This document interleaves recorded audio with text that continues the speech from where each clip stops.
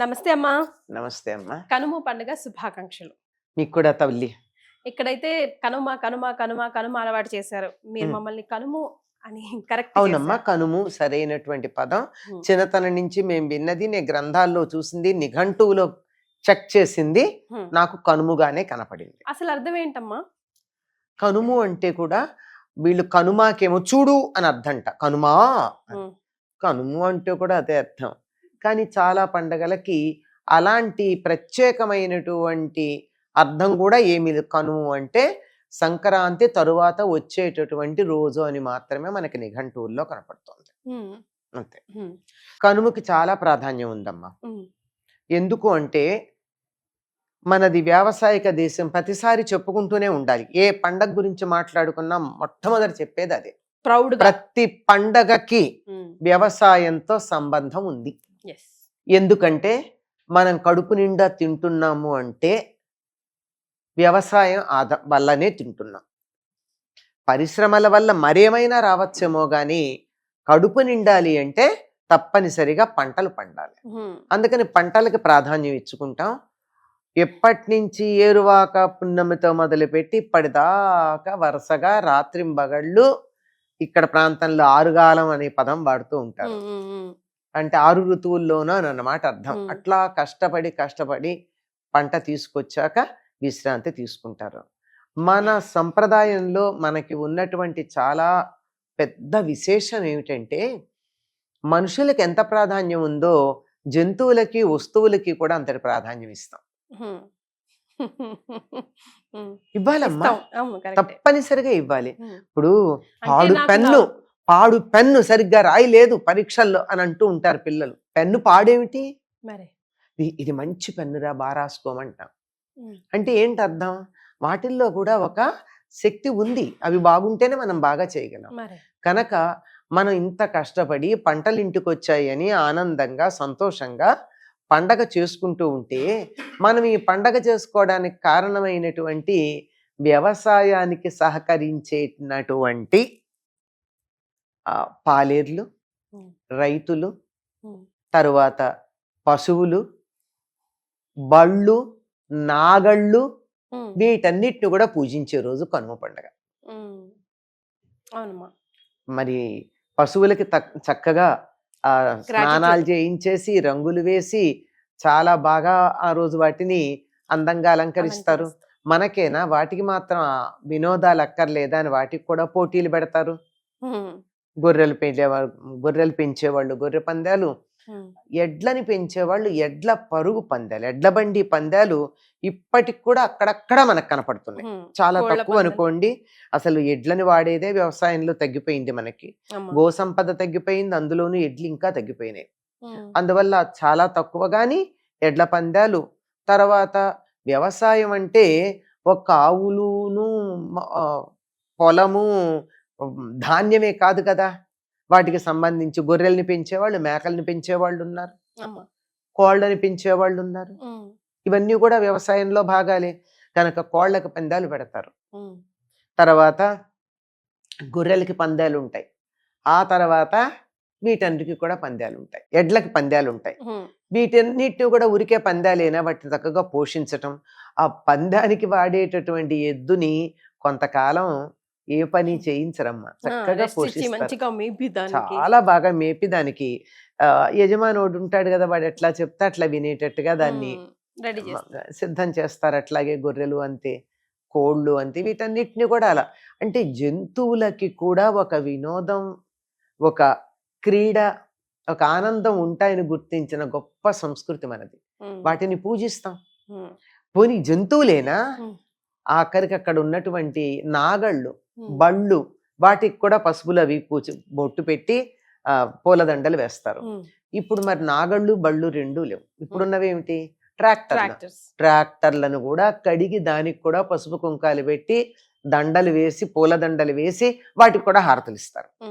అంటే ప్రతి దాంట్లోనూ దైవాన్ని చూడడం అనేటటువంటిది బొమ్మల కొలువులోనేమో బొమ్మల రూపంలో పెట్టి చూస్తున్నాం, అన్నింటినీ పెడుతున్నాం.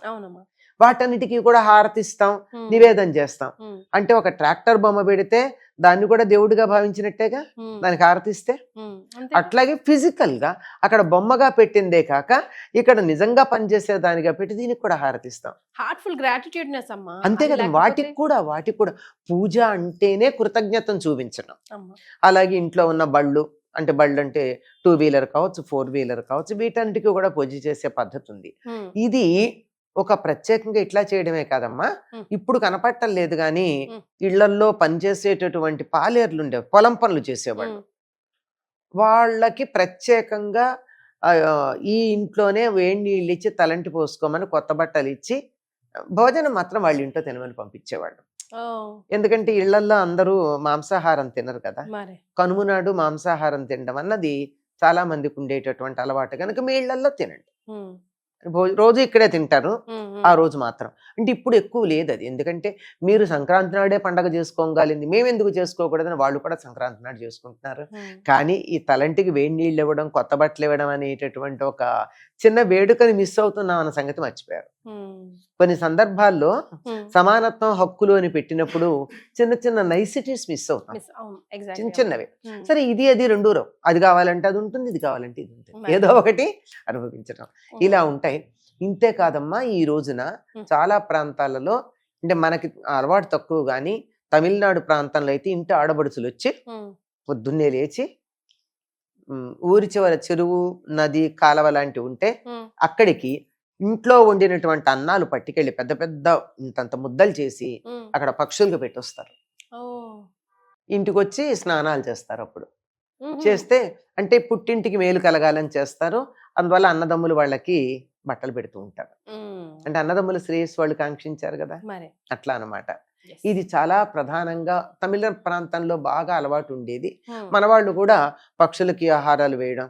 అంతెందుకు, ఈ పొలానికి వెళ్ళి వస్తూ వరి కంకులు తెస్తారు, తెచ్చి వాటిని చాలా అందమైన కుచ్చులుగా అల్లుతారు, ఉమ్, ఆ అల్లి గుమ్మ ముందు పెడతారు. అవునమ్మా. ఒక్క పిచ్చుకొచ్చి తినేడుతూ పిచ్చుకు- ఉంటుంది, ఒక ఆ. పిచ్చుకొచ్చి తినేడుతూ ఉంటుంది, ఎంత ఆనందంగా ఉంటుంది. ఉమ్, ఈ విధంగా జంతువులని ఉమ్, అంటే మన ఇంట్లో పెంచి పోషించే పక్షులు, జంతువులే జంతువులు. కాకుండా మామూలుగా ఉండేటటువంటి పక్షుల్ని వాటిన్నిటికో ఆదరించటం అన్నది మన సంస్కృతిలో భాగం. ఉమ్, ఇప్పటికీ కొన్ని ప్రాంతాల్లో, తెలుగు రాష్ట్రాల్లోనే ఉమ్, దేవాలయంలో కనుమ నాడు ఉమ్. ధ్వజస్తంభం దగ్గర వరి కంకులు కట్టి ఉమ్. అదొక పెద్ద వేడుకగా చేస్తారు. ఓ, అంటే పక్షులు వచ్చి తిని పెడతాయని. మరి ఈ విధంగా ప్రకృతిలో ఉన్నటువంటి సమస్తమైనటువంటి వాటిని, జంతువుల్ని, పక్షుల్ని, వస్తువులని, వీటన్నిటిని కూడా పూజించేటటువంటి రోజు ఈ కనుమ పండగ. ఇది ప్రతి చోట మనకు కనపడుతుందమ్మా. ఉమ్, మనకి సంక్రాంతి ప్రధానమైన పండగ గనక సంక్రాంతి నాడు చేస్తున్నాం. మరి దీపావళి ప్రధానమైన పండగ చేసుకునే మహారాష్ట్ర ప్రాంతం ఉంది. ఉమ్, తెలంగాణ ప్రాంతంలో కూడా కొంత ప్రాంతానికి దసరా, దీపావళి దివాళీ. ప్రధానం. ఉమ్, మరి ఆ తర్వాత రోజు పశువుల పండగ చేస్తారుగా, ఉమ్, సదర్ అన్న పేరుతో చేస్తారు. అవునమ్మా. అంటే మన సంస్కృతిలోనే ఉంది, ఉమ్, ఏది ప్రధానమైన పండగగా మనం చేసుకుంటామో దాంట్లో ఒక రోజు ప్రత్యేకంగా మనకి కడుపు నిండా తిండి తినడానికి సహకరించిన జంతువులకి కృతజ్ఞత చూపించటం ఉమ్. ఎంత అద్భుతమైనటువంటి సంస్కృతి.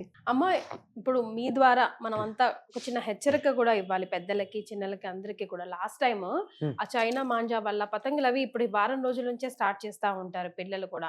అండ్ కరెంట్ షాక్ కొట్టి ఆ పతంగ దారం చాలా షార్ప్ ఉండడం వల్ల నెక్ దగ్గర చేతులు, వేళ్ళు, కాళ్ళు, చేతులు, కళ్ళు పోయిన వాళ్ళు కూడా చాలా మంది ఉన్నారు. కాబట్టి పెద్దల పర్యవేక్షణలో పిల్లలు అసలు మేడపైకి ఎక్కడం కూడా చాలా కేర్ తీసుకోవాలి అని ఒకసారి మీ వైపు నుంచి చెప్పండి.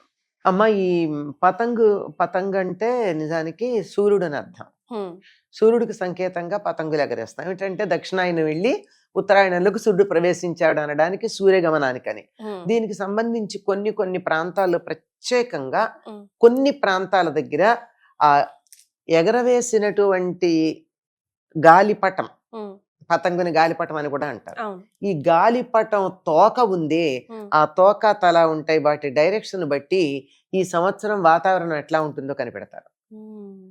అలాంటిది అన్ని చోట్ల కాదు, ఇప్పుడు ఇక్కడ నిలబడి ఇక్కడ చేస్తే కాదు, కొన్ని ప్రదేశాలు ఉన్నాయి దానికి ప్రత్యేకం. ప్రతి గ్రామానికి, ప్రతి ప్రాంతానికి ఉంటాయి ఇట్లా. దేశం మొత్తం మీద ఒకటే అని కాదు. ఇప్పుడు హైదరాబాద్ ఉందనుకోండి, పాత బస్తీలో ఏదో ఒక ప్రదేశం ఉంది, ఇంకో చోట ఇంకో ప్రదేశం ఉంటుంది. అట్లా దానికోసం మొదలుపెట్టింది అందరూ చేస్తూ ఉంటారు. అయితే ఈ గాలిపటాలు మామూలు తాడుతో వేస్తే బానే ఉంటుంది కానీ మాంజాని వాడతారమ్మా. సీసపు పొడి బాగా గమ్ము పెట్టి దారానికి పెడతారు. చేత్తో మనం ఇట్లాంటి వేలు తక్కువ తెగుతుంది. అట్లాంటిది చూడకుండా తాపత్రయపడి పెడుతూ ఉంటే కంఠం తెగిపడినటువంటి వాళ్ళు, ప్రాణాలు కోల్పోయిన వాళ్ళు ఉన్నారు. కరెంటు తీగలకి తగిలి అక్కడ ప్రాణాలు కోల్పోయినటువంటి వాళ్ళు ఉన్నారు. ఆడుకోండి, చక్కగా గాలిపటాలు ఎగరేసుకోండి, కానీ ముందు వెనక చూసుకోండి. గాలిపటం కన్నా జీవితం చాలా విలువైంది. వీలైనంత వరకు చిన్నపిల్లలు ఎగరేస్తున్నప్పుడు పెద్దవాళ్ళు పక్కన ఉండండి. వాళ్ళు మరొక చోట ఆడుకుంటూ వీళ్ళు వేరే చోట ఆడుకుంటూ మొత్తం అంతా అయోమయం హంగామా హడావిడి చేయకుండా జాగ్రత్తగా ఉంటేనే చాలా బాగుంటుందమ్మా. ఇంకా కనుమకు సంబంధించి చెప్పాలంటే కనుమ నాడు కాకైనా కదలదంటారు, కనుమ నాడు మినుము తినాలంటారు, కనుమ నాడు కాకైనా మునుగుతుందంటారు. అంటే అప్పటిదాకా అలిసిపోయి ఉంటారు. భోగి అయిపోయింది, పండగ అయిపోయింది, కనుమ ఇంకా విశ్రాంతి. ఎందుకు కదలరు? ఎందుకంటే పూర్వం ప్రయాణాలన్నీ బళ్ళ మీద ఉండేవి. మరి పాలేరుకి బండి నడిపే వాడికి సెలవు ఇచ్చాం, ఇవాళ మనం వెళ్ళకపోతే ఎట్లా ఉంటుంది? పండగ మర్నాడు పేపర్ రాసి చూసారా మనకి, న్యూస్ పేపర్ అట్లా అనమాట. కనుమ రోజు మినుములు కంపల్సరీ మినుము తినాలంటారు. ఎందుకంటే పితృదేవతలకు సంబంధించినటువంటి మనం తినే ధాన్యం మినుము కదా, ఆ రోజు తినాలని. మాంసాహారం తినేవాళ్ళు మాత్రం తప్పనిసరిగా కనుమనాడు మాంసాహారం తింటారు. మినుము మాంసాహారంతో సమానం. శాకాహారులైనటువంటి వాళ్ళకి శరీరానికి కావలసినంత మాంసకృతులు కావాలి అంటే మినుమే తినాలి. అందుకని ఇంకా రాబోయే కాలం శీతాకాలం అయిపోయింది, ఎండలు రాబోతూ ఉన్నాయి, శరీరానికి శక్తి అవసరం అవుతుంది, తప్పనిసరిగా మీరు మినుము తినండి అని చెప్పేటటువంటిది. ఇక్కడితో కనుము అయిపోయింది. మరి ముక్కనుము సంగతి అంటే కనుముకి ఎక్స్ట్రా కలిసిందనమాట ముక్కనుము. ఈ కనుము నాడు ఏమీ చెయ్యరనుకున్నాం కదా, అయిపోయింది. ముక్కనుము ఏమైందంటే ఉత్తరాయణం మొదలైంది. ఉత్తరాయణం సంక్రాంతి నాడు మొదలైంది, మర్నాడు కనుము. ఒక్కరోజు గ్యాప్ ఇచ్చేసిన తర్వాత అంటే పితృదేవత ఆరాధనలు అవన్నీ అయిపోతాయి కదా, ఆ తర్వాత ముక్కనుము నాడు ఉత్తరాయణం వచ్చింది గనక శుభకార్యాలన్నీ మొదలు పెట్టుకోవచ్చు అని చెప్తారు. అందుకని వ్రతాలు మొదలు పెట్టుకునే వాళ్ళు, ఏవైనా పూజలు అవి ప్రారంభించుకునే వాళ్ళు, ఉత్తరాయణం వచ్చాక చేద్దాం అనుకునే వాళ్ళు ఈ రోజు మొదలు పెడతారు. దీన్ని కూడా పండుగలో భాగంగానే భావించటం ఉంది. ఈనాడు కూడా ఇంకా బొమ్మలు ఉంటే ఈ రోజు కూడా హారతి ఇచ్చి ముక్కను అయ్యాకే తీస్తారు. ఈ రోజు కూడా ఇంట్లో పండగ వాతావరణమే ఉంటుంది. ముఖ్యంగా పూర్వకాలం సావిత్రి గౌరీదేవి వ్రతం అని చేసేవారు. 16 రోజులు చేయాలి అది. ఆ వ్రతం మొదలుపెట్టే తప్పనిసరిగా ముక్కనుమ నాడే మొదలు పెట్టేవారు. 16 ఏళ్ళు చేసేవాళ్ళు. అది గ్రామమంతా కలిసికట్టుగా చెయ్యాలి, విడివిడిగా చేయకూడదు. ఆ గ్రామంలో ఎంతమంది ఎవరింట్లో ఇప్పుడు ఎవరు ఎక్కువ సంవత్సరాలు చేస్తుంటారో వాళ్ళ ఇంట్లో చేయాలి అందరూ వచ్చి, కొత్తగా చేసేవాళ్ళు. అంటే గ్రామంలో ఐకమత్యం తీసుకురావడానికి ఎన్ని రకాల పద్ధతులు ఉన్నాయో చూసారా. అందులోనూ వీళ్ళంతా ఊరేగింపుగా కుమ్మరి ఇంటికి వెళ్ళి బొమ్మ తెచ్చుకుని వస్తారు. ఆ వెళ్ళేటప్పుడు ఏం చేస్తారో తెలుసా, ఆ కుమ్మరికి బట్టలు పట్టుకెళ్ళి స్వయం పాకం ఇచ్చి అతన్ని గౌరవించి తీసుకొస్తారు. అంటే అన్ని వృత్తుల వారిని గౌరవించి అన్ని వృత్తులకి సమప్రాధాన్యం ఇచ్చి వాళ్ళని తక్కువ చేయడం కాదు. మీ ఇంటికి నేను మేళతాళాలతో వస్తాను, అమ్మవారి బొమ్మ ఇస్తావు గనక నువ్వు ఇచ్చినందుకు నిన్ను నేను ఒక బ్రాహ్మణుడికి ఏ రకంగా బట్టలు ఇచ్చి గౌరవంగా చూస్తాను, తాంబూలం ఇచ్చి అట్లా నిన్ను కూడా గౌరవంగా చూస్తానని తెస్తాను.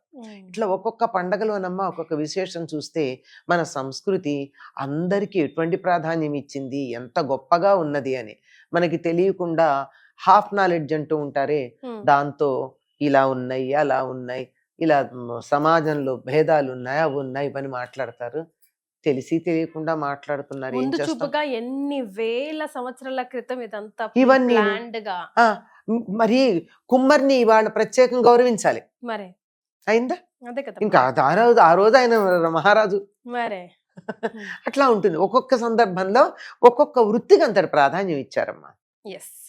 సో 3-4 రోజుల పండగగా చేసుకున్నాం, అన్ని విషయాలు తెలుసుకున్నాం, ముందుగానే ప్రిపేర్ అయి ఉన్నాం అనుకోండి, ఏది తూచా తప్పకుండా ఆనందంగా, అది కూడా పిల్లలు మధ్య ప్రశ్నిస్తున్నారమ్మా, వాళ్ళకి సమాధానం చెప్తూ ఎక్స్ప్లెయిన్ చేస్తూ మన సంస్కృతి సంప్రదాయాన్ని మరింత ముందుకు తీసుకెళ్లే అవకాశం. అంతే కదమ్మా. ఎందుకంటే ఇవి మన సంస్కృతి అన్నది ఏదైతే ఉందో ఇది చాలా కొన్ని వేల సంవత్సరాలుగా ఉండి టైం టెస్టెడ్ అంటారు. అంటే కాలం పరీక్షించి ఇది బాగుంది అన్నది కొనసాగించి బాగుండదు అన్నదాన్ని పక్కకు పెట్టింది.